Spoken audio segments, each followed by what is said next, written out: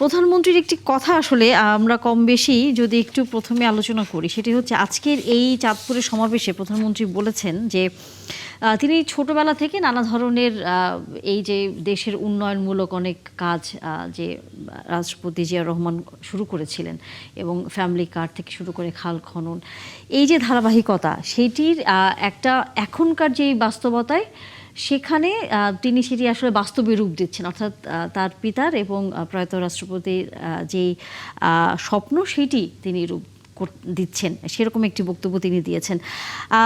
আমরা তার পাশাপাশি তিনি একটি কথা আসলে সেখানে উল্লেখ করেছেন যে তখনকার রাজনীতি আর এখনকার রাজনীতির মধ্যে যে তফাৎটি, সেই তফাতের একটি অংশ তিনি আসলে উল্লেখ করেছেন। আমরা সেই আলোচনাটি শুরু করতে চাই প্রধানমন্ত্রীর বক্তব্যটি একটু শুনে এসে। মানে খাল খনন, কৃষির উৎপাদন বৃদ্ধি। প্রিয় ভাই বোনেরা, আমি ছোটবেলা থেকে দেখে এসেছি রাজনীতি মানে নতুন নতুন মিল কলকারখানা তৈরি এবং কর্মসংস্থানের ব্যবস্থা করা।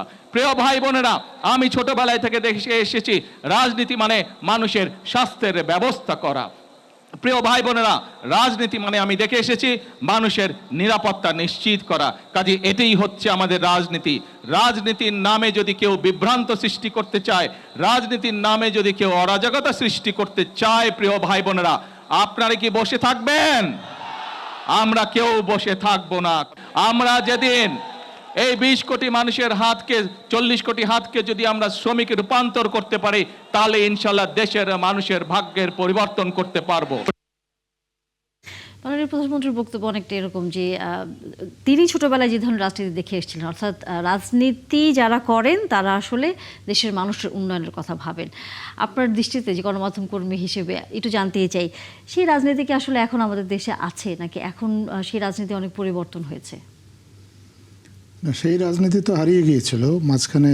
তো আসলে দেশে আসলে রাজনীতিই ছিল না। আমরা 15-16 বছর দেখেছি অলমোস্ট একদলীয় শাসন, একজন ব্যক্তির ইচ্ছায় দেশ পরিচালিত হয়েছে। সেখানে রাজনীতির যে প্রথাগত বিষয়টা আমরা সবাই জানি, রাজনীতি যেভাবে কাজ করে, রাজনৈতিক ইনস্টিটিউশনগুলো যেভাবে ফাংশন করে, সেটা তো ছিল না। সেটার অনুপস্থিতির কারণেই তো দেশে এতগুলো মানুষকে প্রাণ দিতে হয়েছে, বা রাজনৈতিক একটা পরিবর্তনের জন্য মানুষকে এভাবে রাস্তায় নামতে হয়েছে। তো এখন এই পরিবর্তনের ধারাটা আমরা বিশ্বাস করি যে এটা সূচিত হয়েছে। এখন রাজনীতিতে যদি গুণগত পরিবর্তন আসে, যদি সহনশীলতা আসে এবং গঠনমূলক যে সমালোচনা, আমরা যেটা দেখেছি কিছুদিন আগে আমাদের জাতীয় সংসদের প্রথম অধিবেশনটা শেষ হলো, সেখানে আমরা দেখেছি রাজনীতিটা সংসদে হয়েছে। সরকারি দল অনেক পদক্ষেপ নিয়েছে যেগুলোর সমালোচনা বিরোধী দল করেছে। তো এগুলাই তো রাজনীতি। কিন্তু আমরা তো এর আগে গত কিছুদিন ধরে, এর আগের যদি গত 1 দশকে আমরা দেখি, সাজানো বিরোধী দল ছিল যারা সরকারের, আসলে সরকারি দলের মার্কা নিয়ে নির্বাচিত হয়ে তারপরে সংসদে গিয়েছে, এবং তারা তো সরকারের বিরোধিতা করারও প্রশ্ন আসে না, জনগণের হয়ে কথা বলারও প্রশ্ন আসে না। তো এখন রাজনীতিতে এই রাজনৈতিক সংস্কৃতিটা হারিয়ে গিয়েছিল। আমরা আশা করি যে এই রাজনীতির এই গুণগত পরিবর্তনটা আবার এই 12ই ফেব্রুয়ারির নির্বাচনের মধ্যে দিয়ে সূচিত হবে, এবং আমাদের যারা রাজনীতিবিদ আছেন, যারা আমাদের নির্বাচিত সংসদ সদস্য আছেন, যারা সরকারি দল বলি, বিরোধী দল বলি, প্রত্যেকেই কিন্তু আমাদের দেশের ইতিহাসে অন্যতম সুন্দর একটা নির্বাচনে নির্বাচিত হয়ে, জনগণের দ্বারা নির্বাচিত হয়ে তারা জাতীয় সংসদে এসেছেন, এবং তারা রাজনীতিতে সম্মিলিতভাবেই একটা পরিবর্তন আনবেন, সেই বিশ্বাসটা আমরা সবাই রাখি। অবশ্যই, কিন্তু তারপরেও আপনি নিশ্চয়ই দেখেন যে বিভিন্ন রকম মত পার্থক্য থাকার পরও এক ধরনের দোষারোপের জায়গাটিও কিন্তু দিনকে দিন প্রকট হচ্ছে নানা বিষয়ে। আসলে আমরা যদি দেখি, সেটি যাতে কখনোই খুব আক্রমণাত্মক বা সংঘাতপূর্ণ না হয়, সেটি নিশ্চয়ই আমরা আশা করতেই পারি। এবং যখন নতুন রাজনৈতিক দলগুলো এই অগস্টের পরবর্তীতে যারা হচ্ছে কাজ করা শুরু করেছে, তাদের কাছ থেকে আমাদের প্রত্যাশার জায়গাটা তো আরও বেশি। না, দেখেন, আমি কিন্তু শুরুতেই বলেছি যে আমরা চাই রাজনীতিটা থাকুক, যেসব প্রতিষ্ঠানের মাধ্যমে, আমাদের যেসব ইনস্টিটিউশনের মাধ্যমে পলিটিক্যাল মেকানিজমগুলো ফাংশন করে, সেই প্রতিষ্ঠানগুলো যদি সচল থাকে, যেমন আমাদের নির্বাচন কমিশন যদি ঠিকঠাক মতো কাজ করে, আমাদের জাতীয় সংসদে বিরোধী দলকে যদি কথা বলতে পর্যাপ্ত সুযোগ দেওয়া হয়, এবং বিরোধী দল যদি সত্যিকার অর্থেই মানুষের কথা চিন্তা করে সরকারের ভুল ত্রুটিগুলো তুলে ধরে, তাহলে কিন্তু এই সমস্যা, তাহলে আর রাজনীতি আর আপনার রাজপথে যায় না, রাজপথে এই লড়াই সংগ্রামের প্রয়োজন পড়ে না। কারণ এই লড়াই সংগ্রাম তো আসলে মানুষ তো কেউ ইচ্ছে করে কিন্তু এই ধরনের সংঘাতে জড়িয়ে পড়ুক রাজনীতিবিদরা বা রাজনৈতিক দলগুলো, এটা সাধারণ মানুষও চায় না, আমার ধারণা রাজনৈতিক দলগুলোও চায় না। তাদের অবশ্যই চাওয়া হচ্ছে যে দেশে একটা শান্তিপূর্ণ পরিবেশ, কারণ রাজনৈতিক স্থিতিশীলতা যদি থাকে দেশে, তাহলে দেশে বিনিয়োগ বাড়ে, কর্মসংস্থান তৈরি হয়, আপনার দেশের শিক্ষিত জনগোষ্ঠী যারা আছে তারা উজ্জীবিত হয়, তারা দেশ গড়ায় বা তাদের নিজেদের যে কি বলবো ভাগ্য পরিবর্তনে তারা সবাই আত্মনিয়োগ করতে পারে। কিন্তু যদি রাজনীতিতে যদি অনিশ্চয়তা থাকে, অস্থিতিশীলতা থাকে, সংঘাত থাকে, তাহলে দেশের সব ক্ষেত্রেই কিন্তু বিনিয়োগ বলেন, শিল্প কারখানা বলেন, কর্মসংস্থান বলেন, আপনার দৈনন্দিন জীবন বলেন, সব কিছুর মধ্যে কিন্তু তার প্রভাব পড়ে। আমরা কেউ আশা করি না যে আমরা আর সেরকম পরিস্থিতিতে আসলে আমরা যাব। যুক্ত হয়েছেন আমাদের সাথে অতিথি হিসেবে এরই মধ্যে ফরিদুল হক, যুগ্ম সদস্য সচিব এনসিপির, এবং একই সাথে আছেন আখতারুজ্জামান বাচ্চু, বিরোধী দলীয়, একই সাথে আছেন আখতারুজ্জামান বাচ্চু, বিএনপি দলীয় সংসদ সদস্য। আপনাদের দুজনকেই স্বাগত জানাই এবং ধন্যবাদ একাত্তর জানালে সময় দিয়েছেন। ফরিদুল হক, আপনার কাছে যদি আসি, সেটি হচ্ছে রাজনীতির পরিবর্তন, গুণগত মানের কথা বারবারই আমরা এর আগেও শুনে এসেছিলাম। আপনার কাছে কি মনে হয় এখন আপনারা একটি রাজনৈতিক দলে আছেন এবং একই সাথে বলা যায় সংসদে যারা বিরোধী দল এবং একই সাথে সরকারি দল, তারা হচ্ছে আরও অনেক পুরনো রাজনৈতিক দল, সেই জায়গায় গুণগত যে পরিবর্তনের বিষয়টি নিয়ে বারবারই আসলে কথা হয়েছিল এর আগে, সেই পরিবর্তন কি দেখতে পান? জি, ধন্যবাদ আপনাকে। সহযোগবৃন্দ এবং দর্শকদের শুভেচ্ছা জানাচ্ছি। পরিবর্তন তো আসলে হুট করে হয় না, তবে যেটা হয়েছে যে কিছু পরিবর্তন হয়েছে। পরিবর্তনের ধরেন মানে আকাঙ্ক্ষা আমাদের খুবই তীব্র এবং ব্যাপক আকাঙ্ক্ষা ছিল, কিন্তু সেই ব্যাপক আকাঙ্ক্ষাকে বাস্তবায়ন করার জন্য যেই রকম সংস্কার এবং পুনর্গঠনের মধ্য দিয়ে আমাদের যাওয়া প্রয়োজন ছিল, সেই জায়গাতে আমরা ভাবে বাধাগ্রস্ত হই। আমরা যে বারবার নতুন বন্দোবস্ত পুরনো বন্দোবস্তের কথা বলি, এটাকে তো ট্রলে তামাশায় পরিণত করা হয়েছে অনেকটা, কিংবা করার চেষ্টা করা হয়েছে। আমরা আসলে বলি একটা নিউ পলিটিক্যাল সেটেলমেন্ট এবং ওল্ড পলিটিক্যাল সেটেলমেন্টের কথা। এখন ওল্ড পলিটিক্যাল সেটেলমেন্টটা যারা টিকিয়ে রাখতে চান, ওনারা বারবার এটাকে বাধাগ্রস্ত করার চেষ্টা করেছেন। এটা বিভিন্ন কায়দা করে করা হয়েছে, একেবারে সরাসরি সবসময় করা হয়েছে ব্যাপারটা না, ভেতর থেকে সাবোটাজ করে বিভিন্ন ভাবে করা হয়েছে। কিন্তু আমি যে জায়গাটা থেকে বুঝছি আছে মানুষের কেউ কেউ চেষ্টা করছে, যেমন আমরা চেষ্টা করছি, কিন্তু পরিবর্তনের দিকে আমরা ধাবিত হতে পারবো তখনই এরকম একটা নতুন মানে মানে কি বলে যে রাজনৈতিক পরিস্থিতি তৈরি করার জন্য কিংবা পরিস্থিতিতে যাওয়ার জন্য একটা নতুন পলিটিক্যাল সিস্টেম আমাকে ডেভেলপ, বর্তমান যে সিস্টেমটা আছে সেটা সংস্কার করে আপনি ধাপে ধাপে ওইদিকে আগাবেন। যদি পলিটিক্যাল সিস্টেমটা পুরনো থাকে, আপনি চাইলেও নতুন রাজনীতি আনতে পারবেন, মানে এইটা হচ্ছে বাস্তবতা। পলিটিক্যাল সিস্টেমটা যে আপনার সরকারের কাছে কি বলে যে মেজরিটি থাকলে, যে কোনো সরকারের কাছে মেজরিটি থাকলে সে যে কোনো আইন পাস করতে পারে, কিংবা যে কোনো সরকারের কাছে 2/3 মেজরিটি থাকলে সে সংবিধান এফোর ওপর করে, এটা কোনো চেকস অ্যান্ড ব্যালেন্স নাই। চেকস অ্যান্ড ব্যালেন্স না থাকার কারণে কি হয় দেখেন, যে নির্বাচিত সরকাররাই বারবার এখানে সংবিধান পরিবর্তন করে বাংলাদেশকে খাদের কিনারে নিয়ে গেছে। আবার এখন যে নির্বাচিত সরকার, নির্বাচিত হয়ে যে সরকার এসেছে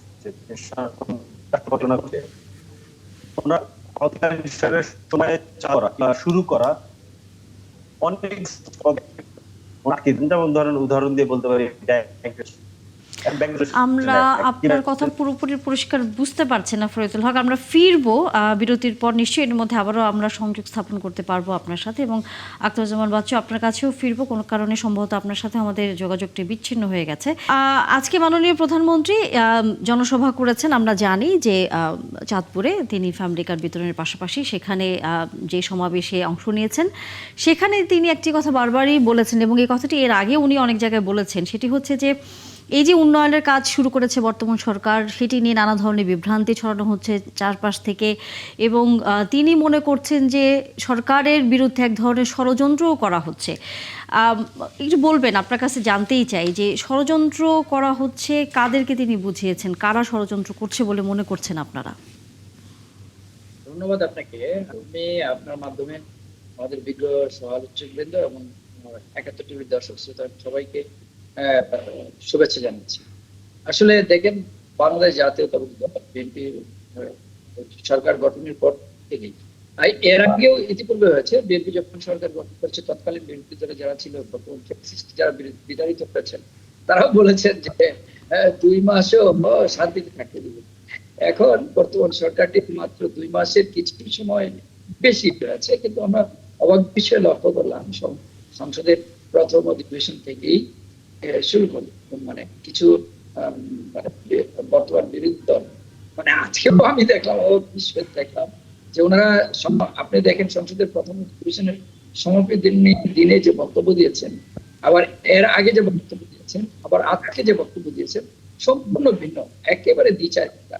সংসদের সমাপনী নিয়ে ওনারা এর আগে ওয়ার্কআউট করেছেন, প্রথম দিকে একটা দেখি মনোভাব প্রকাশ করেছেন, তারপর নানা অভ্যন্তর অভিযোগ করেছেন, কিন্তু সংসদে ওনারা সবচেয়ে বেশি কথা বলতে পারছেন। এবং ২ মাসে বা ১ মাস মানে প্রথম অধিবেশনে ওনারা নানান রকম মানে সংসদের কিছু রীতিনীতি আছে, সাংবিধানিক নিয়ম অনুযায়ী সংসদ কিন্তু পরিচালিত। আপনি দেখেছেন সংসদে কিন্তু কার্যক্রমের বিধি আছে। স্পিকার ওনারা যখন হট্টগোল হইচই শুরু করেছিলেন তখন স্পিকার দাঁড়িয়ে গিয়েছিলেন।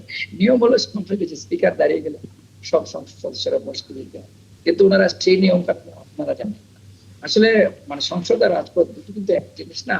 আমি দেখেন, বর্তমান সরকার যাত্রা শুরু করার পর আপনি দেখবেন যে আমাদের যে প্রতিশ্রুতি নিয়ে আমরা জনগণের কাছে যে অঙ্গীকার নিয়ে গিয়েছিলাম, আমাদের যে নির্বাচনী ইশতেহার ছিল তা বাস্তবায়নে আমরা কাজ করছি, অর্থাৎ জনকল্যাণে আমরা কাজ করছি। মাননীয় প্রধানমন্ত্রী জনাব তারেক রহমান আমাদের নির্বাচনী ইশতেহারে ছিল ফ্যামিলি কার্ড দেয়া, ইতিমধ্যে ফ্যামিলি কার্ড বিতরণ শুরু হয়েছে।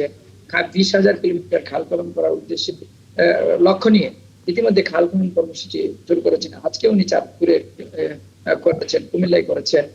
তারপর নারীদের ক্ষমতায়নের জন্য ফ্যামিলি কার্ড দিয়েছেন, তারপর কৃষক কার্ড দিয়েছেন এবং ১০,০০০ টাকা পর্যন্ত কৃষি ঋণ মকুব করে দিয়েছেন। অর্থাৎ কৃষক বাঁচলে বাংলাদেশ বাঁচবে, এদেশের জনস্বার্থে কাজ করছেন। বন্ধ মিল ফ্যাক্টরি কলকারখানাগুলো খুলে দেওয়ার জন্য উদ্যোগ নিয়েছেন। নতুন নতুন কলকারখানা স্থাপনের মাধ্যমে বেকার সমস্যার সমাধান, কর্মসংস্থান সৃষ্টির জন্য কাজ করছেন। আপনি জেনে থাকবেন যে ১ লক্ষ নার্স নিয়োগের জন্য সরকার কাজ করছে, পুলিশ বাহিনীতে নিয়োগ দেওয়ার জন্য সরকার কাজ করছে, সরকার ইতিমধ্যে ডাক্তার নিয়োগের কাজ করছে। অর্থাৎ যে সরকার জনস্বার্থে জনকল্যাণে বহুমুখী পদক্ষেপ নিয়েছেন। কিন্তু আমরা বিরোধী দলকে আমরা দেখি যে মানে এই ২ মাস যেতে না যেতে ওনারা নানা রকম কথা বলছেন, সংসদে বলছেন যে আমরা একসাথে কাজ করতে চাই, আসুন আমরা একসাথে কাজ করতে চাই, কাজ করি, আমরা সরকারকে সহযোগিতা করতে চাই। আবার কখনো কখনো আবার সংসদেই আবার উল্টো মানে এর উল্টো কথা বলছেন। মানে আবার সংসদের বাইরে তো বলছেন। আজকে রাজশাহীতে দেখলাম যে জামাতের আমির উনি যেসব কথা বলেছেন সংসদে ওনার কথা এই প্রসঙ্গে যদি একটু বলতেই চাই আপনার কাছে প্রশ্ন, সেটা হচ্ছে জামাতের আমির বলেছে যে আপনারা আগে ছিলেন হচ্ছে জাতীয়তাবাদী দল, এখন মানুষ আপনাদেরকে বলে চাঁদাবাজি দল, আসলে কি তাই? দেখেন, এই দলটি কখন কি বলে এটা একমাত্র আল্লাহ তাআলা ছাড়া কেউ বলতে পারে। নির্বাচনের আগে ওনারা জান্নাতের টিকিট বিক্রি করেছেন, জনগণ কিন্তু সেই টিকিট কিন্তু কিনে নাই। এখন উনি যা বলছেন জনগণ কিন্তু গ্রহণ করছেন না। সুতরাং এই মানে ওনারা যা বলছেন এগুলো জনগণ ওনাদের এইসব কথা নির্বাচনের আগে যে জনগণ প্রত্যাখ্যান করেছেন, এখন ওনাদের কথা জনগণ কেন আসলে বিরোধী দল আপনাদের বিরুদ্ধে এই ধরনের প্রচার করছে বলে আপনারা মনে করেন? দেখেন, বাংলাদেশের চিরাচরিত কালচার যে বিরোধিতার সাথে বর্তমান বিরোধী দল, বিশেষ করে আমরা জুলাই বিপ্লব পরবর্তী বাংলাদেশে মাননীয় প্রধানমন্ত্রী বলেছেন এই সংসদটি রক্তের উপর দাঁড়িয়ে, এবং উনি কিন্তু বলেছেন সংসদের সমাজগুলি বক্তব্য বলেছেন যে মাননীয় স্পিকার এই চেয়ারটি অনেক গরম, অনেকে মনে করতে পারে এই চেয়ারটি কোনো আরামের, আসলে কিন্তু না। এই চেয়ারটি আমাকে স্মরণ করিয়ে দেন দায়িত্ববোধের কথা, জনকল্যাণে কাজ করার কথা। আমি অনেক পপুলার কথা বলতে পারি, কিন্তু এখানে পপুলার কথা না বলে আমি বিরোধী যে দল কি বাস্তব, তাহলে পপুলার কথা বলছে আপনার কাছে মনে হয়? হ্যাঁ, বিরোধী দল কি হলো যে আসলে জনগণকে বিভ্রান্ত করার, ফরিদুল নির্বাচনের হক, আগে জনগণকে বিভ্রান্ত করছেন কি আপনারা? করার চেষ্টা, নির্বাচনের আগেও জনগণকে বিভ্রান্ত করতে চেষ্টা করেছে, কিন্তু জনগণ বিভ্রান্ত হয় নাই।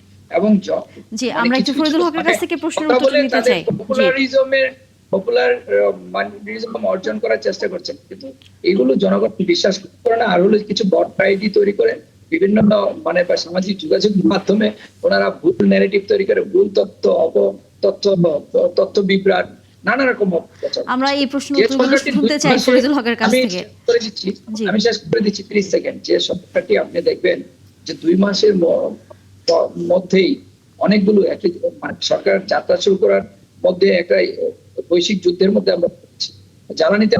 জ্বালানি খাতে আমাদের অনেক টাকা ভর্তুকি দিতে হচ্ছে, খরচ হয়ে যাচ্ছে। এরপরে সরকার অনেকগুলো পদক্ষেপ নিচ্ছে।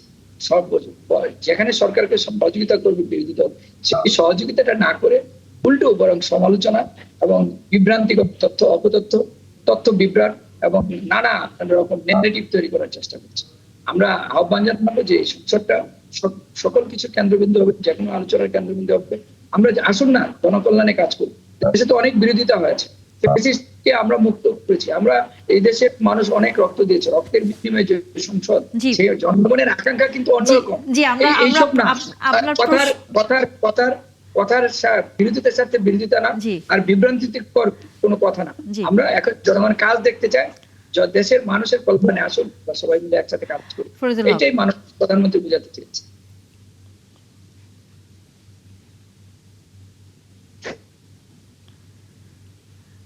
ফরিদুল হক, কি শুনতে পাচ্ছেন আপনি আমাকে? জি জি, আমাকে শুনতে পাচ্ছেন এবার জি, ক্লিয়ার? হ্যাঁ, জি।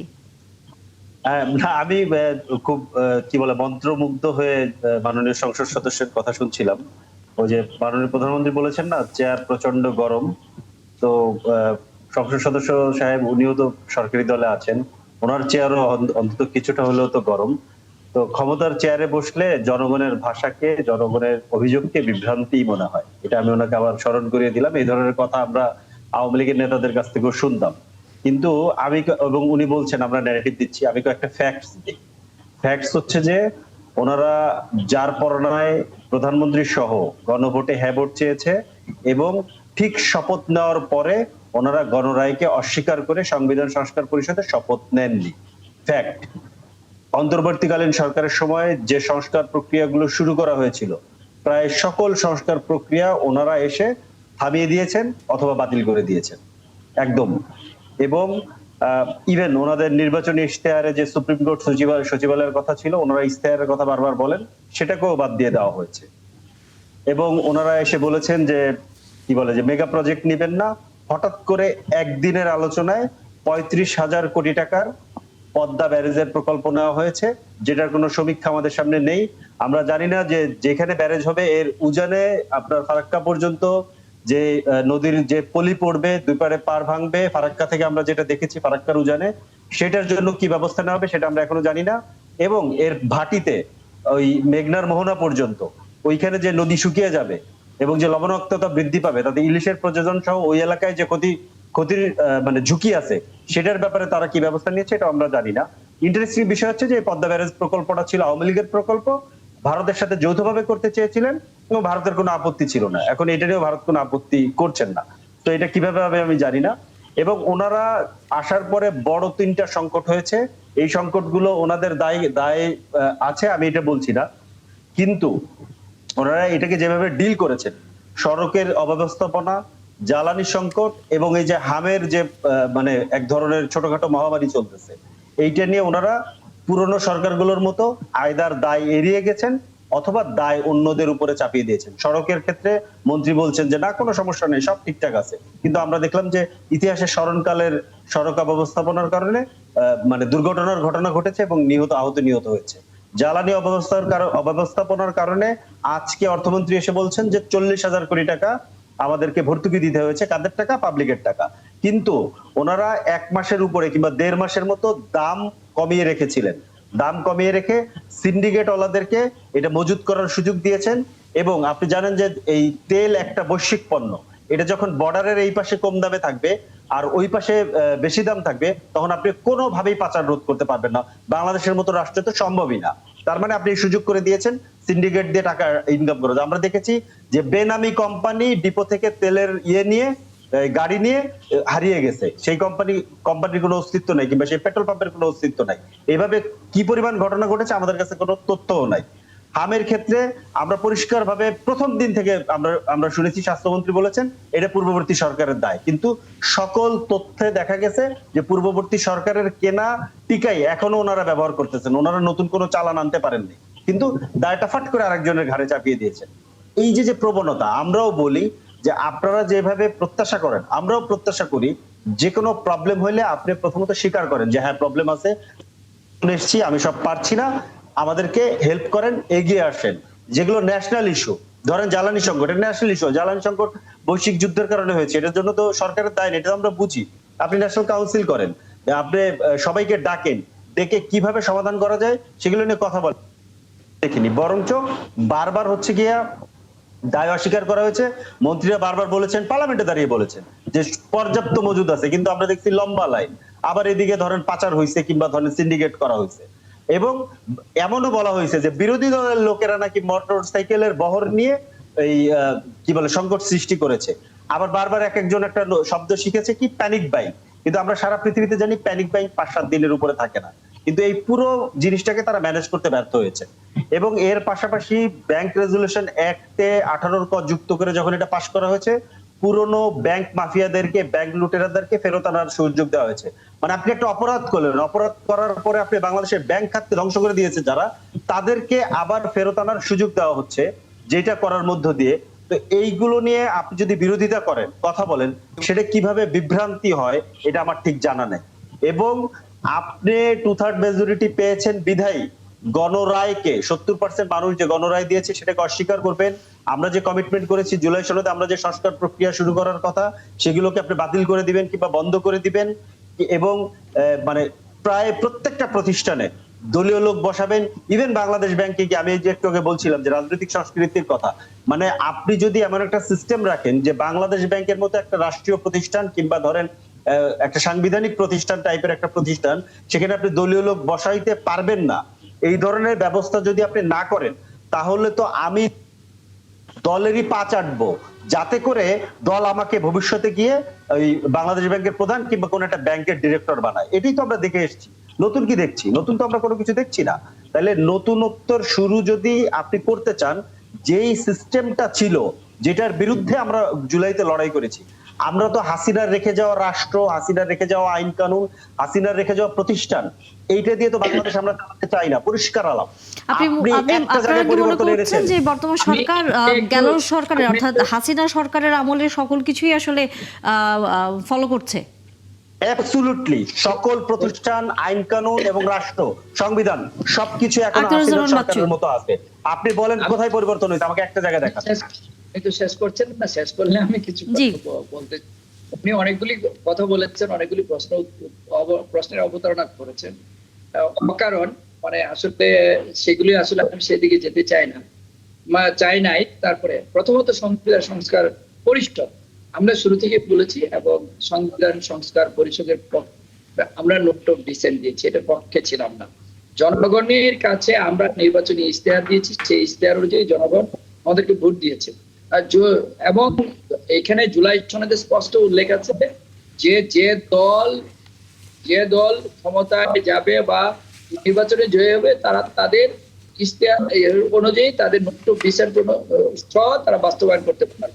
সুতরাং এই যে প্রশ্নটা উত্থাপন করছেন, তারা এই যে ট্যাবলেটটা এই যে বিক্রি করছেন, এই ট্যাবলেটটা কিন্তু মানে নির্বাচনের আগেও অনেক ট্যাবলেট বিক্রি করেছেন, এই ট্যাবলেট কিন্তু এখন খাচ্ছেন না। নাম্বার 1। নাম্বার 2 হলো যে এই যে বারবার জ্বালানি তেলের বিষয়ে কথা হচ্ছে,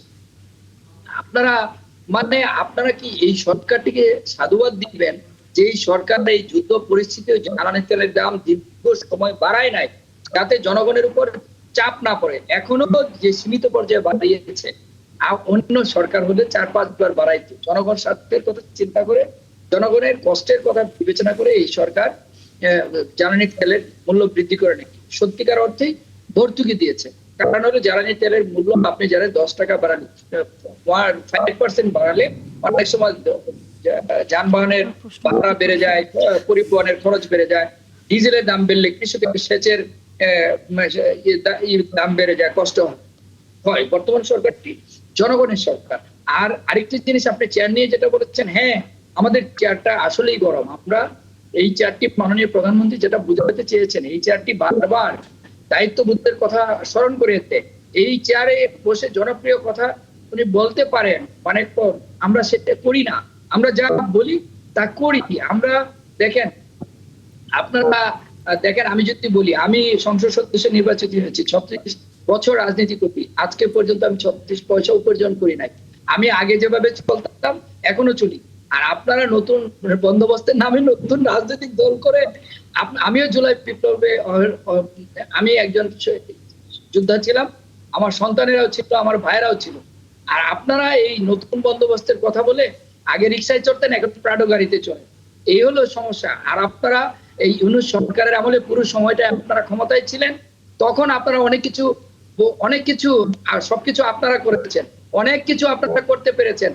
অনেক জায়গায় আপনাদের এই যে সমন্বয়ক ইত্যাদি ইত্যাদি বসে আপনারা ভাগ বাটোয়ারা করেছেন। এখন মাননীয় প্রধানমন্ত্রীর নেতৃত্বে বর্তমান সরকার যাত্রা শুরু করার পর আর সেই ভাগ বাটোয়ারা, হালুয়া রুটির ভাগ বাটোয়ারা আপনারা পাচ্ছেন না, ওইটা করতে পারছেন না। এই জায়গায় এটা তো বলেন না। আর মাননীয় প্রধানমন্ত্রী সকালে দেখবেন যে জামা পরে, সেই একই জামা পরে রাত্রে 10টা পর্যন্ত থাকে, কাদা প্যান্টে, জামাতে কাদা সহ খাল খনন করছেন। কি জন্যে? কারণ আমি এই যে সকালে শুরু করেছি, আমি আমার কথা বলি, এই যে আল্লাহ রাব্বুল আলামিনকে সাক্ষী রেখে বলি, আমি আমার এলাকায় গিয়েছি, সকালবেলা বের হয়েছি, অতিবৃষ্টির পর আমাদের অনেক কৃষকের জমি তলিয়ে গেছে। সকালে আমি সরকারি কর্মকর্তারা আমার সাথে ছিলেন, আমি সকালে বের হয়েছি, রাত্রে 9টায়, দুপুরে এক জায়গায় আমার খাওয়ার কথা ছিল 1টার দিকে, আমি সেখানে খেয়েছি 9টা 20-এ। সারাদিন না খেয়ে আমরা জনগণের জন্য কাজ করি। জনগণের দুঃখ বা আমাদের দুঃখ, আমরা এই দেশটাকে বদলে দিতে চাই, একটা পরিবর্তনের সূচনা করতে চাই। আপনারা অযথা বিরোধিতার সাথে বিরোধিতা না করে আপনারা গঠনমূলক সমালোচনা করেন, আমরা সাধুবাদ জানাবো।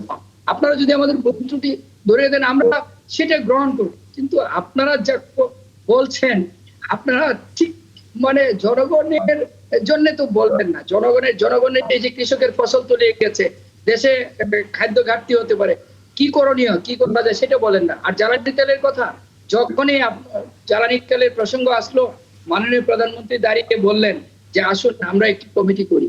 সেই কমিটিতে বিরোধী দলের সদস্য কত, আর আপনাদের কত পার্সেন্ট? কিন্তু মাননীয় প্রধানমন্ত্রী সরকারি দল থেকে 5 জন সদস্য এবং বিরোধী দল থেকে 5 জন সদস্য। আপনাদের তো যদি সংখ্যানুপাতে করেন, আপনাদের 2 জন সদস্য কিন্তু এই কমিটিতে আসে না, কিন্তু মাননীয় প্রধানমন্ত্রী আপনাদেরও 5 জন সদস্য অন্তর্ভুক্ত করেছেন। এবং সেই যখন কমিটি করেছেন, কিছুদিন পরেই লাইন হাওয়া হয়ে গেছে। আর আপনার কথার মধ্যে কিছু দ্বিচারিতা আছে। আপনি বলেছেন মজুদ করেছে, আবার বলেছেন যে আমরা দেখেছি জ্বালানি তেলে মজুদ নাই, সংকট। তো আপনি তো আপনার কথার বিরোধিতা করছেন, যে আপনি বলেছেন যে তেলের মজুদ নাই, আপনারাই বিরোধী দল বলেছেন তেলের মজুদ নাই, আবার বলেছেন যে সরকার মজুদ করেছে। মানে উল্টো, মানে টোটালি দ্বিচারিতা, এগুলো কোনো মানে হয় না। ভাই, একটা যুদ্ধ আমরা কি কেউ জানতাম? এই যুদ্ধটা আমাদের উপর এভাবে কখন যুদ্ধ আসবে কেউ জানে না। আর বাংলাদেশের মতো দেশে জ্বালানি কি আপনি 6 মাসের জন্য মজবুত করে রাখতে পারবেন? এটা বাংলাদেশের মতো একটি দেশে, বিশ্বের উন্নত দেশেও পারেন 6 মাসের জ্বালানি মজুত করতে পারেন। বাংলাদেশ সরকার যথেষ্ট জ্বালানি মজুত রেখেছিল বলে আপনাকে আবার একটু থামাতেই হচ্ছে। এই যে আমরা শুরু করেছিলাম কিন্তু যে রাজনৈতিক পরিবর্তনের একটি ধারার যে কথা, মানে আমরা বর্তমান সরকারের বয়স 2 মাস পেরিয়ে চলছে, এখন আমরা জানি খুব বেশি সময় হয়নি। এর মাঝেই যে ধরনের রাজনৈতিক বক্তব্য বিরোধী দলের পক্ষ থেকে আসছে, আপনার কাছে কি মনে হয় যে আমরা আসলে সেই রাজনৈতিক সংস্কৃতির ধারার মধ্যেই কি আসলে বসে আছি, নাকি গঠনমূলক আলোচনা সমালোচনা আসলে করছি? না, আমার কাছে সেরকম মনে হয় না। দেখেন, আমরা বারবার 2 মাস বলছি, আসলে তো 3 মাস। কারণ সরকার প্রথম দায়িত্ব নেওয়ার পর ওনারা 180 দিনের কথা বলেছেন। তো আমাদের আর 2 দিন পরেই কিন্তু 3 মাস পূর্ণ হবে। সো সরকারের নিজেদের বেঁধে দেওয়া যে সময় 180 দিন, সেটা আর 2-1 দিনের মধ্যে শেষ হয়ে যাচ্ছে। সো এটা খুবই স্বাভাবিক যে 180 দিনে সরকারের পারফরমেন্স মানুষ দেখতে চাইবে, বিরোধী দল মূল্যায়ন করবে, সরকার নিজেরাও হয়তো আবার রিভিউ করবে যে তারা এই 180 দিনে যেটা করতে চেয়েছিল সেটা করতে পেরেছে কিনা। তো কিছু কিছু ক্ষেত্রে এটা আনফর্চুনেট যে এই 180 দিনে সরকার প্রথমত মাত্র 3 মাসে দেশের সকল সংকট সমাধান করা সম্ভব নয়।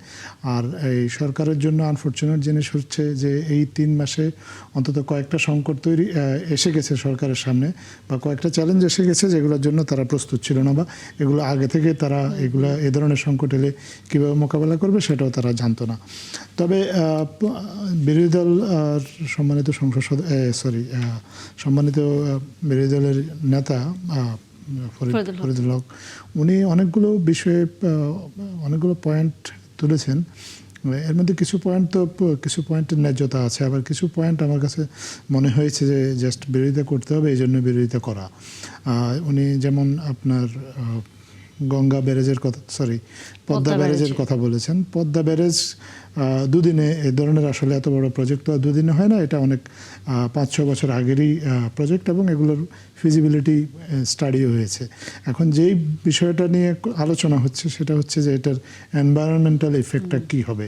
আমরা যদি সরকারকে এ বিষয়ে সরাসরি সরকারকে কেন সরকার এরকম একটা মেগা প্রজেক্ট নিল, সরকার তো বলেছিল যে তারা মেগা প্রজেক্ট নেবে না, কিন্তু নেবে না তার মানে এই না যে বাংলাদেশের প্রয়োজনে যদি কোনো মেগা প্রজেক্ট দরকার হয় তাহলে নিতে পারবে না।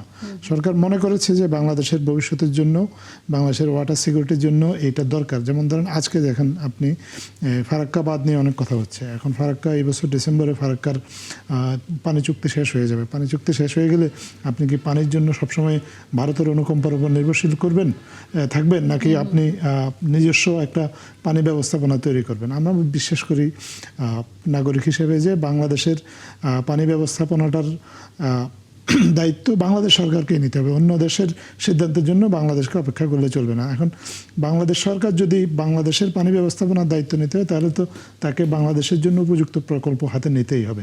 এখন এই প্রকল্পের যদি কোনো সীমাবদ্ধতা থাকে তাহলে সেই সীমাবদ্ধতা নিয়ে অবশ্যই বিরোধী দল কথা বলবে, এবং এটা যদি আমাদের পরিবেশের উপর যদি কোনো বিরূপ প্রভাব ফেলে সেগুলো আসলে জনগণের সামনে তুলে ধরবে, কারণ মাত্র প্রকল্পটা গ্রহণ করা হয়েছে, এখনও তো বাস্তবায়ন পর্যায়ে যায়নি।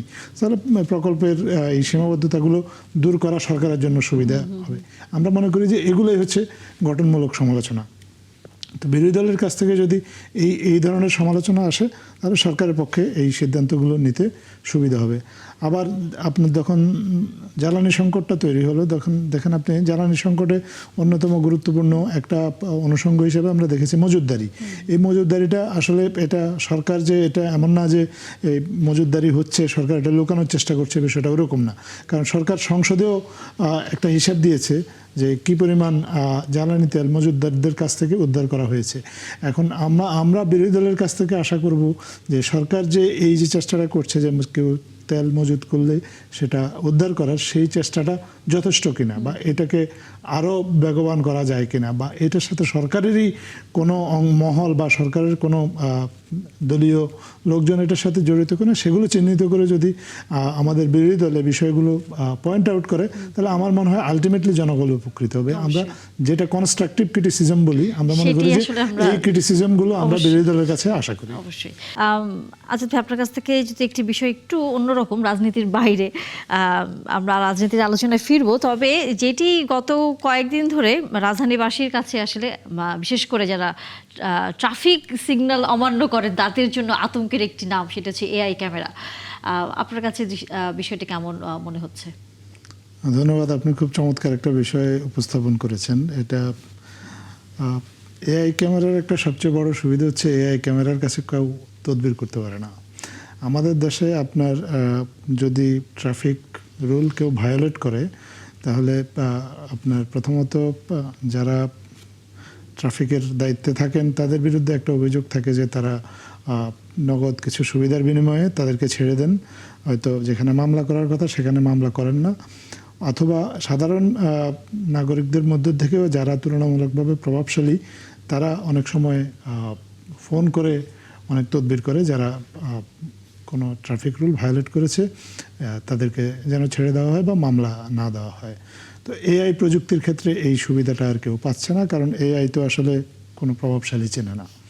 এবং এআই স্বাভাবিক নিয়মেই কেউ যদি আপনার ট্রাফিক আইন ভঙ্গ করে, তাহলে সে স্বাভাবিক নিয়মে যার বিরুদ্ধে মামলা হওয়ার কথা তার বিরুদ্ধে মামলাটা হয়ে যাচ্ছে। আমরা যদি এই প্রযুক্তিটাকে সঠিকভাবে কাজে লাগাতে পারি এবং আরও এক্সপান্ড করতে পারি, আমি মনে করি সরকারের উচিত এই ক্ষেত্রে বিনিয়োগ করা। এবং তাহলে আমাদের যে কিছু মানে অভ্যাসগত বিশৃঙ্খলা আমাদের আমরা রাস্তাঘাটে দেখি, এই বিশৃঙ্খলাগুলো কমে আসলে আমাদের যে ট্রাফিক সমস্যার কিছুটা হলেও উন্নতি হবে বলে অবশ্যই আমাদের উন্নতি বিশ্বাস। হবে। আমাদের সেটাই আসলে ধারণা।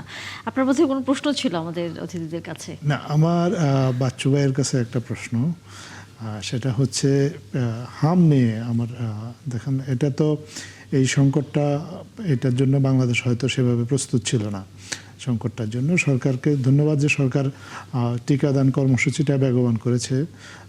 যে টিকাটা এসেছে সেই টিকাটা এখন দিচ্ছে, টিকাটা পাচ্ছে, কিন্তু টিকাটা পাওয়ার সাথে সাথেই তো আর ইমিউনিটি তৈরি হচ্ছে না, সেটার জন্য 10 থেকে 15 দিন সময় লাগছে।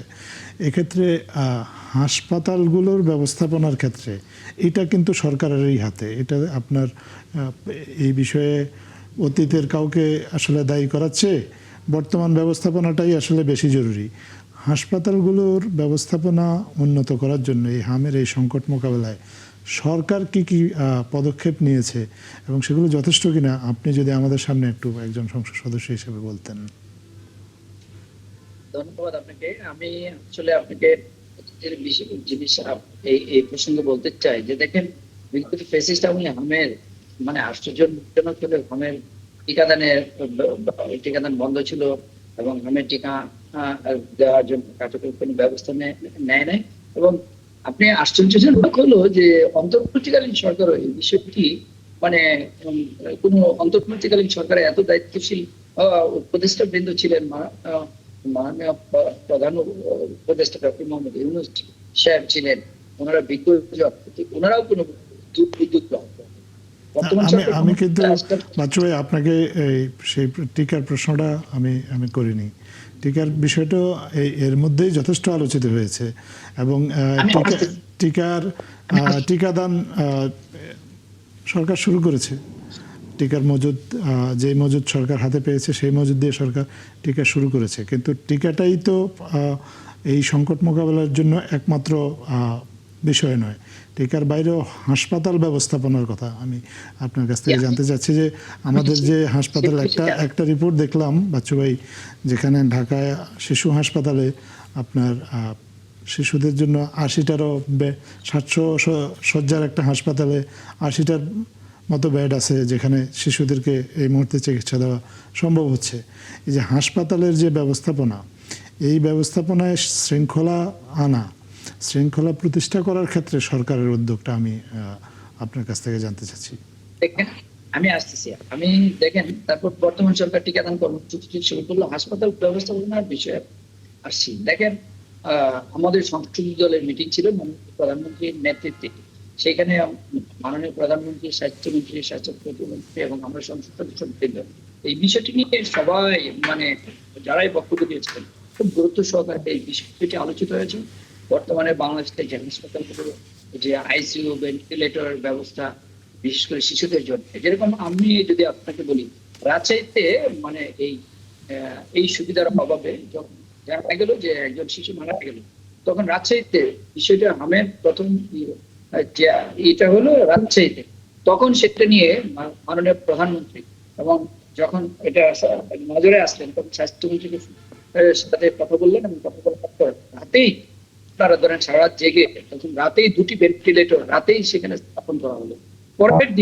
পরের দিন আপনার আরো 6টি ভেন্টিলেটর সেখানে আপনার, আমি বলি যে একটি ফার্মাসিউটিক্যাল কোম্পানি ফার্মাসিউটিক্যাল তাদেরকে অনুরোধ জানানো হলো, তার জানেন যে এটা সরকার চাইলে রাতারাতি করে কিন্তু সেটি করা সম্ভব। মানে অবস্থাটা এরকম হয়েছিল হাসপাতালে খুব শোচনীয় অবস্থা। আর বিশেষ করে দেখেন, আমরা সন্তানের বাবা, যখন শিশু সন্তান কেউ আক্রান্ত হবে তখন কিন্তু আসলে একটা শিশু মারা গেলে সেটা যে মানে সেই ওই পরিবারটা বুঝে, বাবা মারা বুঝে যে সন্তান হারানোর যে ব্যথা, সেটা আমলে নিয়ে সরকার খুব কার্যকর উদ্যোগ নিয়েছে এবং চেষ্টা করছে। হাসপাতাল দীর্ঘদিনের যে অবদান সরকার কার্যকর উদ্যোগ নিয়েছে বলে আপনারা মনে করছেন? ফরিদুল হক, সরকারের এই কার্যকর আমাদের হাতে আসলে একটু সময় কম, ফরিদুল হক, এই কার্যকর উদ্যোগটি আপনি কতটা কার্যকর মনে করেন, যেখানে সেখানে 450 শিশু মারা গেছে? সংখ্যা বাড়ানো হয়েছে। আমরা ফরিদুল হকের কাছে আসলে প্রশ্নটা রেখেছি। জি, না আমি আপনাকে ভাই শেষ করলে আমি বলতে পারতাম না। আমি যেটা শুরুতে বলেছি যে এটা একটা সার্টেন একটা মানে প্রবলেম এসছে। যে কোনো দায়িত্বশীল কিংবা রেশনাল মানুষের কাজ হচ্ছে প্রথমে এটা স্বীকার করা যে এটা একটা প্রবলেম আছে, সবার কাছ থেকে হেল্প চাওয়া। কিন্তু প্রথমেই অন্যের ঘাড়ে without any reference, without any তথ্য, প্রথমে অন্যের ঘাড়ে চাপিয়ে দিয়ে এই যে মানে মানে পদ্ধতিটা করা, আমরা জানি যে একটা প্রায় স্বাস্থ্য ব্যবস্থা। হঠাৎ করে সরকারের কাছে কোনো জাদুর কাঠি নেই, তারা হঠাৎ করে এটা ঠিক করে ফেলতে পারবে, এটা যে কোনো ন্যাশনাল মানুষ বুঝবে।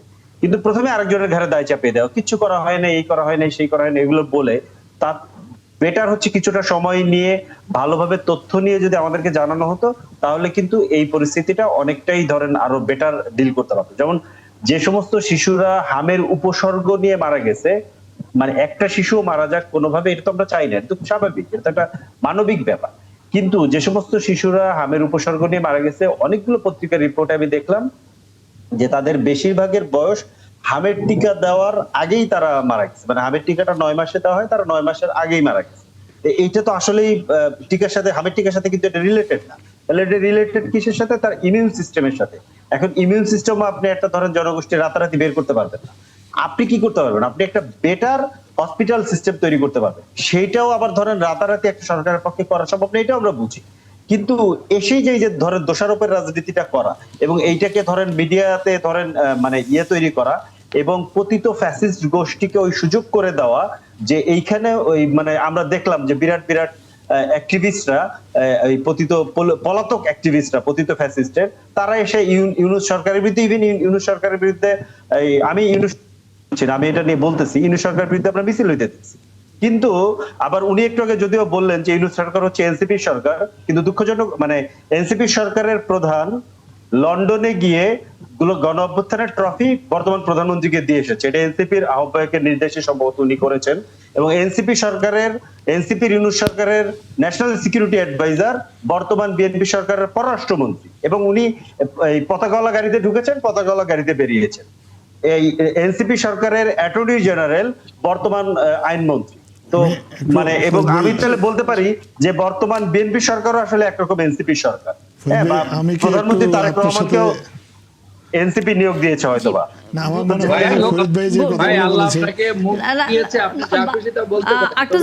আমাদের আরেকজন অতিথি একটু কথা বলবেন ছোট করে। আমার মনে হয় যে ফরিদ ভাই যে কথাগুলো বলেছেন এগুলো এর আগে অনেকবার বলা হয়েছে। আমরা আসলে এই ধরনের কথাবার্তার মধ্যেই যদি আমরা সীমাবদ্ধ থাকি, তাহলে আমাদের দেশের যে প্রকৃত যে সমস্যাগুলো সেগুলো অ্যাড্রেস করা কঠিন। আমরা আসলে এই মুহূর্তে সরকারের কাছে জানতে চাই, যেমন হাম খুবই সংক্রামক একটা রোগ। একজন আক্রান্ত শিশুর থেকে অন্তত 17 থেকে আরও 18 জন শিশু নতুনভাবে আক্রান্ত হতে পারে। সো যিনি ইতিমধ্যেই হামের শিকার হয়েছেন বা হামের সংক্রমণ যার হয়েছে, নতুন করে তার দ্বারা আর কেউ যাতে সংক্রমিত না হয় সেটার জন্য সরকার কোনো পদক্ষেপ নিয়েছে কিনা, বা সংক্রমণ প্রবণ যে এলাকাগুলো সেগুলো চিহ্নিত করে সেগুলোতে বিশেষ কোনো ব্যবস্থা নেওয়া হয়েছে কিনা এই সংক্রমণটা ঠেকানোর জন্য। আমার মনে হয় এই বিষয়গুলো যদি আমরা আলোচনায় আনি, তাহলে আপনি যে কথাটা বললেন দোষারোপের কথা, সেগুলো নিয়ে আমরা পরেও আলোচনা করতে পারবো। সরকার চাইলে তদন্ত ইনিশিয়েট করতে পারে, ইনিশিয়েট করে সরকার দেখতে পারে যে আসলেই এখানে কারো নেগলিজেন্স আছে কিনা। যদি থেকে থাকে তাহলে তাকে জবাবদিহিতার আওতায় আনা যেতে পারে। কিন্তু এই মুহূর্তে সেটা প্রায়োরিটি নয়। এই মুহূর্তে প্রায়োরিটি হচ্ছে আমাদের শিশুদেরকে বাঁচানো, নতুন করে সংক্রমণ ঠেকানো। সরকার নিশ্চয়ই সেটার জন্য সরকার আসলে কি করছে আমরা আসলে উত্তরটি জানবো, তবে আমাদের এই মুহূর্তে আলোচনা করবার সুযোগ একেবারেই নেই। প্রশ্নটি থাকলো আক্তারুজ্জামান বাচ্চু যে সরকারের পদক্ষেপগুলো সামনের দিনগুলোতে কি হতে যাচ্ছে আরো কঠোরভাবে, সেটি আমরা জানবো আপনাদের কাছ থেকে। এবং ফরিদুল হক, অনেক ধন্যবাদ, যুক্ত হয়েছেন। আগামীতে আবার কথা হবে রাজনীতির কোনো আলাপ নিয়ে। চায়না সফর শেষ মার্কিন যুক্তরাষ্ট্রের প্রেসিডেন্ট ডোনাল্ড ট্রাম্পের।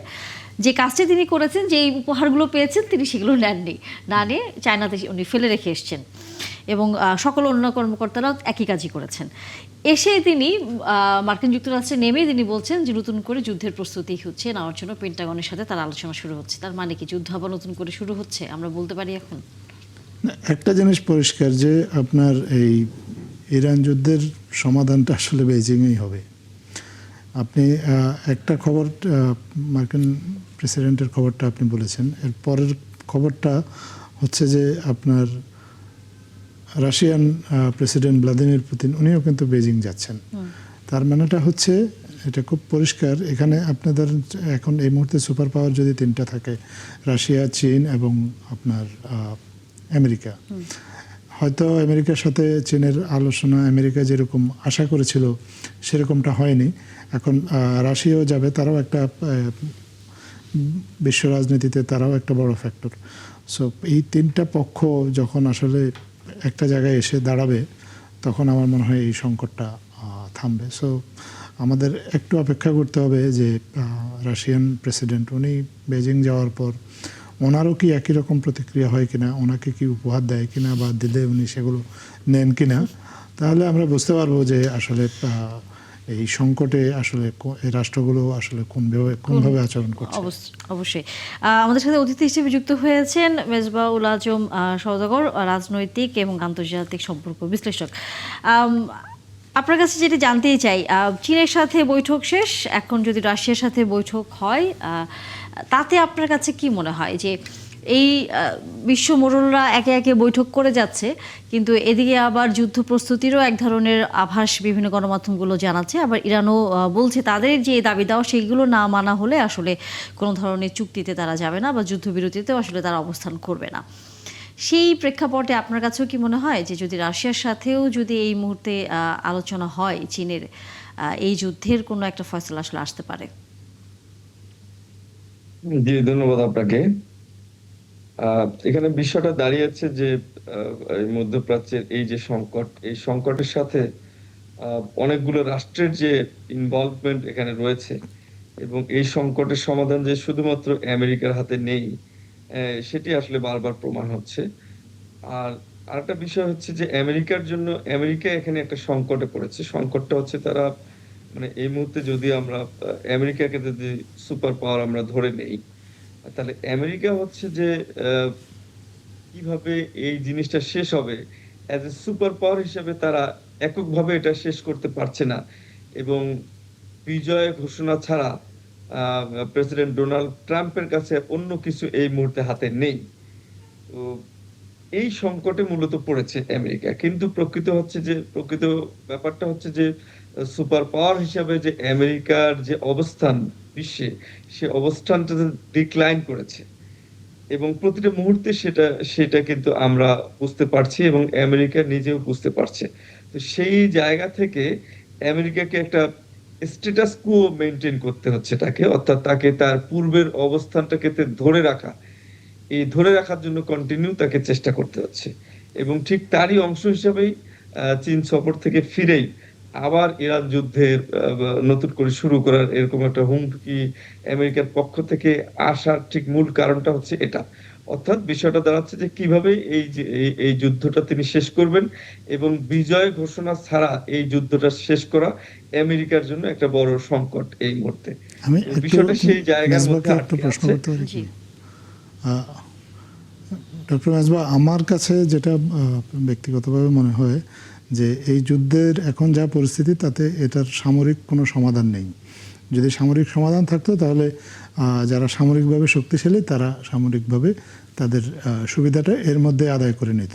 যেহেতু এই যুদ্ধের সামরিক সমাধান নাই এবং এটার একমাত্র কূটনীতিক সমাধান, কোনোভাবে কি এই আলোচনাটাকে দীর্ঘায়িত করে নভেম্বর পর্যন্ত নিয়ে যাওয়ার একটা সম্ভাবনা আপনি দেখেন কিনা? কারণ আমরা সবাই জানি নভেম্বরে আমেরিকার মধ্যবর্তী নির্বাচন এবং এই বিষয়ে আমেরিকার কোনো জাতীয় ঐক্য নেই এই যুদ্ধের বিষয়ে। এমন অতীতে অনেকগুলো যুদ্ধ আমরা দেখেছি, সেখানে আমেরিকার দুইটা রাজনৈতিক দলই কিন্তু প্রায় একই সুরে কথা বলেছে, কিন্তু এইবার পরিস্থিতিটা একটু ভিন্ন। আপনার কাছে কি মনে হয় যে এই আলোচনা খেলাটা নভেম্বর পর্যন্ত দীর্ঘায়িত হতে পারে এবং সেটা মার্কিন প্রেসিডেন্ট ডোনাল্ড ট্রাম্পের জন্য আসলে চূড়ান্ত বিচারে একটা রাজনৈতিক বিপর্যয়ের কারণ হতে পারে?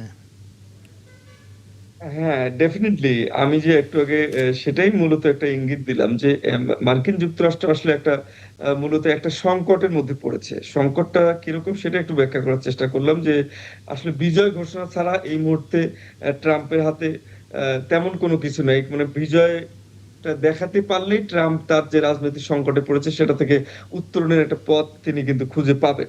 তো সেক্ষেত্রে কোনো ধরনের একটা চুক্তি যদি হয় সেটি আমেরিকার জন্য বিজয় হবে।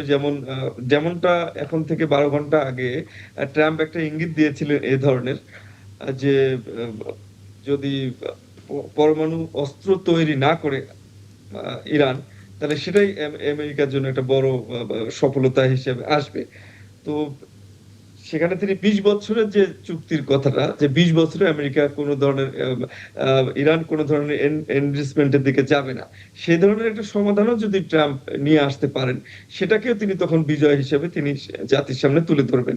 তো ট্রাম্পের সামনে এখন মুখ্য যে সংকটটা, সেটা হচ্ছে এই রাজনৈতিক সংকট। কিভাবে আমেরিকানদের সামনে তিনি কি বলবেন, সামনে কি বলে তিনি বিজয়টা ঘোষণা করবেন। তো সেটাকে যদি আমরা ধরি, তো ট্রাম্প যদি শেষ পর্যন্ত এই সংকট থেকে উত্তরণ হওয়ার তেমন কোনো অস্ত্র যদি তিনি খুঁজে না পান, তাহলে হয়তো আরো আলোচনাটা আর একটু দীর্ঘায়িত করার সম্ভাবনাকে আমি উড়িয়ে দিতে চাচ্ছি না। এটা ডেফিনেটলি এটার একটা সম্ভাবনা রয়েছে, কিন্তু সেটা বোঝা যাবে যে রাশিয়ান প্রেসিডেন্ট যদি চায়না সফর করার পর, তারপরে সেটা পরিষ্কার আমরা বুঝতে পারবো। একই সাথে মধ্যপ্রাচ্যের অন্যান্য দেশগুলোর সাথেও তো এখন বলা যায় মার্কিন যুক্তরাষ্ট্রের আগের মতো আসলে সেরকম সম্পর্কের জায়গাটা নাই। কারণ হচ্ছে ইরান যেহেতু তাদের মার্কিন ঘাঁটিগুলোতে আঘাত এনেছে, তার ফলে তো তাদের দেশগুলো ক্ষতিগ্রস্ত হয়েছে। এখন কি মনে হচ্ছে আপনার কাছে যে তারা যদি ইরানের সাথে, কারণ এর মধ্যে ইরান নিজেও বলেছে তারা মধ্যপ্রাচ্যের কোনো দেশের সাথে শত্রুতা করতে চায় না, তারা তাদের মতো ব্যবসা বাণিজ্য অথবা বন্ধুত্বপূর্ণ যে সম্পর্ক আগে ছিল সেটি তারা রাখতে চায়। এখন যদি মধ্যপ্রাচ্যের দেশগুলো মার্কিন যুক্তরাষ্ট্রের অনেকটা সরাসরি তো বিপক্ষে দাঁড়াতে পারবে না, কিন্তু যদি ইরানের দিকে কিছুটা ঝুঁকে যায়, সেটি আসলে মার্কিন যুক্তরাষ্ট্রের জন্য একটু চাপ হয়ে যায় কিনা একই সাথে? এটা হচ্ছে মানে আন্তর্জাতিক সম্পর্কের ভাষায় যদি আপনি আন্তর্জাতিক সম্পর্কের যে সূত্র সেই অনুযায়ী যে বিষয়টাকে আপনি দেখেন, তাহলে ব্যাপারটা দাঁড়াচ্ছে যে আসলে ইরান যুদ্ধের পরে যে মধ্যপ্রাচ্য আমরা দেখতে পাবো, সেই মধ্যপ্রাচ্য হচ্ছে মানে আগের মধ্যপ্রাচ্য নয়। ইরান যুদ্ধের শুরুর আগের যে মধ্যপ্রাচ্য ছিল আর ইরান যুদ্ধ শেষ হওয়ার পরের যে মধ্যপ্রাচ্য, দুইটার মধ্যে ডেফিনেটলি একটা বড় ধরনের একটা পার্থক্য থাকবে। ইতিমধ্যে কিন্তু আপনি জানেন যে অনেকগুলো ঘটনা ঘটে গেছে। আপনি সৌদি আরবের সাথে যে পেট্রো ডলার একটা চুক্তি ছিল মার্কিন যুক্তরাষ্ট্রের, আপনি জানেন যে সেই চুক্তিটার কিন্তু মেয়াদ শেষ হয়ে গেছে, এবং এই চুক্তিটার মেয়াদ শেষ হওয়ার পরে যে নতুন করে কোনো চুক্তিতে কিন্তু মার্কিন যুক্তরাষ্ট্রের সাথে সৌদি আরব এখনো পৌঁছায়নি, এবং সেটি কিন্তু একটা বড় ধরনের একটা ঘটনা ঘটে গেছে যে সেই নতুন চুক্তি আবার কি হবে, এবং পেট্রো ডলারের যে সুপ্রিমেসি পুরো মধ্যপ্রাচ্যে, সেটা আগামী দিনগুলোতে আর থাকবে কি থাকবে না। তারপরে সবচেয়ে বড় বিষয় হচ্ছে যে মার্কিন যুক্তরাষ্ট্রের যে ঘাঁটি মধ্যপ্রাচ্যের দেশগুলোতে রয়েছে কয়েকটা রাষ্ট্রে, সেই ঘাঁটিগুলোর রাখার বা থাকার একটা চূড়ান্ত লক্ষ্য হচ্ছে ওই রাষ্ট্রগুলোর নিরাপত্তা নিশ্চিত করার সম্পূর্ণ দায়িত্ব হচ্ছে মার্কিন যুক্তরাষ্ট্রের হাতে রয়েছে।